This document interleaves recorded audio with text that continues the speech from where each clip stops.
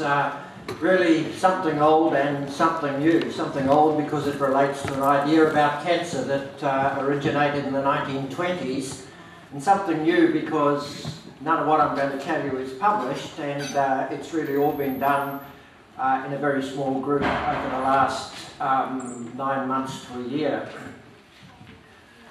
So essentially, the mitochondrial theory of aging really originated with Warburg, and he believed that mitochondrial damage, or accumulated mitochondrial damage, led on to cancer, and this has really held sway and really got lost in molecular biology in recent years, but it's still there. And the fact that many glycolytic tumours, cancers are glycolytic is part of what we recognise now. Glycolytic cancers are often resistant to chemotherapy. They tend to be more invasive, more metastatic, and they take up more glucose. So this is really the basis of PET scanning for cancer that's used in a wide number of solid tumours. So some ideas about metabolic flexibility in cancer, because I think this is quite important. Proliferating cells have been shown in the 70s and more recent evidence to be largely glycolytic, or at least to switch and a bias towards glycolytic metabolism. And you can imagine that this might be to protect their genome, less reactive oxygen species in the mitochondria, less DNA damage, both in the mitochondria and in the nucleus, and perhaps greater survival benefit. Non-dividing cells, our muscles and our brains, use energy largely through mitochondria, and of course it doesn't matter with these cells if you get DNA damage. We know that hypoxia imposes stress on a cell, and that this stress biases the cell towards glycolytic metabolism, and this is a characteristic of many cancers and growing solid tumours. They increasingly become glycolytic because of the hypoxia. And there's also the issue of nutrient stress and altered metabolism because of nutrient stress. Nutrients just don't get into the tumour efficiently because of vascularization issues, and this seems to be a characteristic of tumours as well. And the question really we wanted to answer was whether or not this can be demonstrated in a tangible sort of a way, whether cancer stem cells were actually glycolytic, and this might be one of the reasons why they survive, a bit like normal stem cells. And so we were interested in posing exclusively glycolytic metabolism on tumour cells. So we used the mitochondrial gene knockout model to model tumorigenesis with the B16 melanoma model. And that imposes a pure glycolytic metabolism on these cells.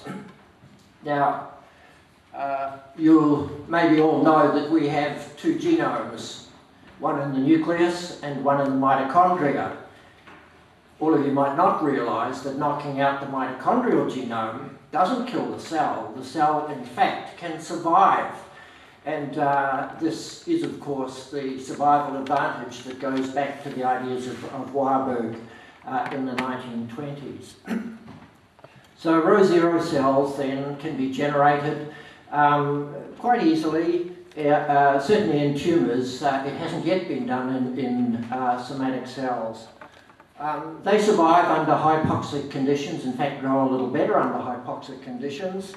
They're resistant to a variety of drugs, anti-cancer drugs, and they have increased glycolysis, and they have increased reduced proteonucleotide.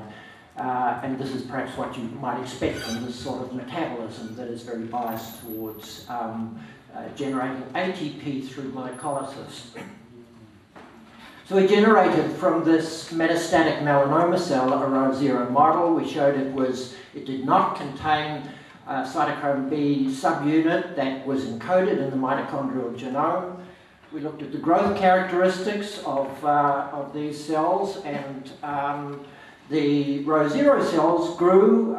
They survive indefinitely in culture, and they grow a little slower, usually at about half the rate of normal cells. Interestingly, the row 0 cells grew a little bit better under hypoxic conditions.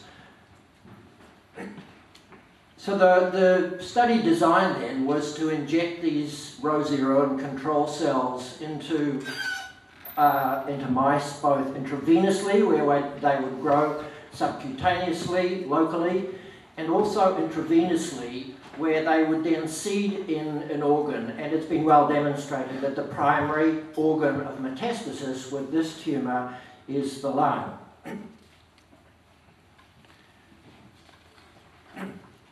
So what we saw was, in fact, delayed tumour growth. Cells without any mitochondrial DNA or electron transport function, they're unable to produce ATP in the mitochondria, are still able to grow.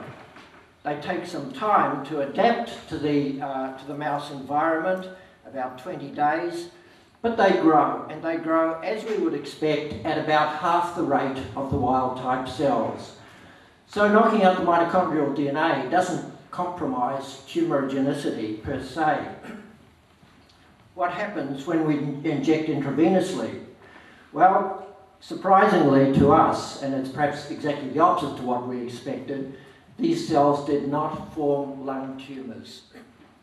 So taking out to 55 days, no lung tumours, and in this model you can detect black melanic dots in the lung probably within 5 or 10 days. So these row 0 cells had in some way developed resistance to forming lung tumours. There are a number of reasons why in the B16 model this might be so. There might be immunological responses against this altered cell, even although it doesn't have an altered protein. And there is some evidence that row 0 cells have increased class 1, which might stimulate immunological responses, and interferon receptor 1 it can be increased as well. So we decided to repeat these experiments in immunocompromised NOD-SCID mice, which are often used in xenotransplantation studies. So again, the wild type and the mitochondrial gene knockout cells both grew tumours. When they got established, the rates were about half. The delay was a little longer, about 30 days with the row 0 cells, but they still formed tumours. Looking at the intravenous injection, these cells again did not form lung tumours. Out at day 64, there were no lung nodules compared with the wild type. So the question arises then as to why these B16 melanoma cells without mitochondrial DNA that are purely glycolytic fail to form lung tumours. And one of the reasons is that they clearly will have low ROS production. They have no ability to produce reactive oxygen species in the mitochondria. And that signalling may in fact be required for some of the early events in metastasis. And one of the early events is when cells break away, when epithelial cells break away from their local environment. Normal cells will undergo a programmed cell death. Tumour cells have adapted and will not undergo programmed cell death. So what has happened in the row 0 cells in this state? I guess altered invasion. There are other explanations as to why these cells might not form tumours in the lung, but we decided to start off at a likely early point in the signalling cascade. And some of this has not come out, but it just shows that tumour cells have a ROS-dependent reversal of what is called anoikis, or adherence, or attachment